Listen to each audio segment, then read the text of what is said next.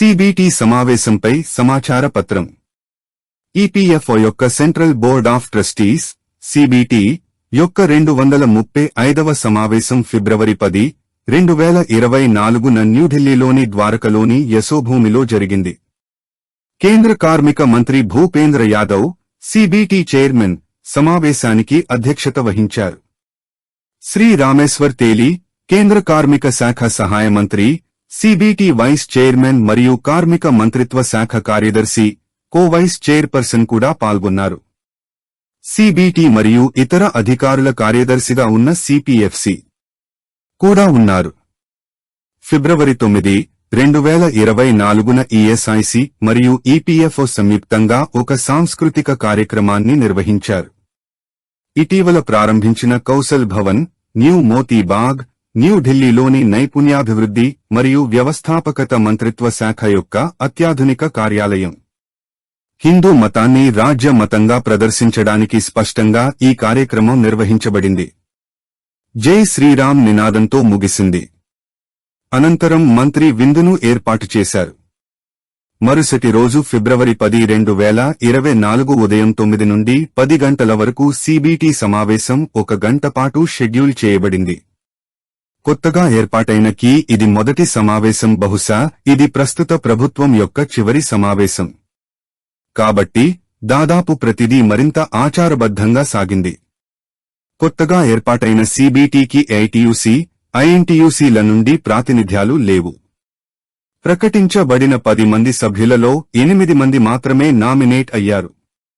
BMS నుండి 3 మరియు HMS, CITU, టక్, బిఎంఎస్ తివారీ అనుకూల వర్గం, సేవా మరియు న్ఫితు నుండి ఒక్కొక్కరు. 2 సీట్లు ఖాళీగా ఉన్నాయి. బీజేపీ అధికారంలోకి వచ్చినప్పటి నుంచి ఐఎన్టియుసి నామినేట్ కాలేదు. ఇప్పుడు ఐటియుసిని నామినేట్ చేయలేదు.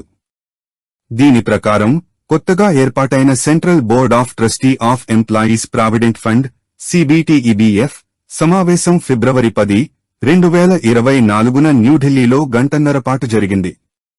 ఉద్యోగుల తరపున సేవా మినహా సిఐటియు, హెచ్ఎంఎస్, బిఎంఎస్, టక్ మరియు న్ఫితు నుండి అందరూ ప్రతినిధులు పాల్గొన్నారు.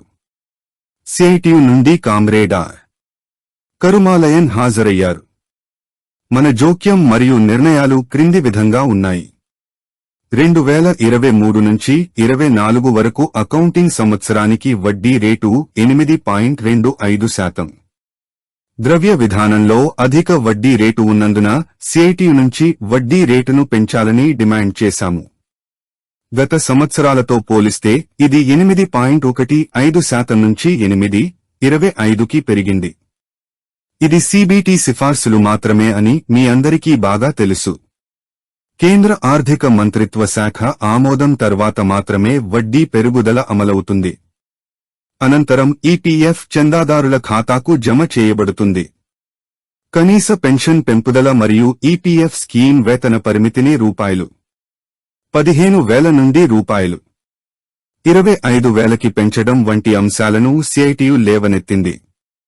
సిబిటికి ఐటియుసి, ఐఎన్టియుసిలను ప్రస్తుతం ఉన్న 2 ఖాళీలలో భర్తీ చేయాలని డిమాండ్ చేశాము.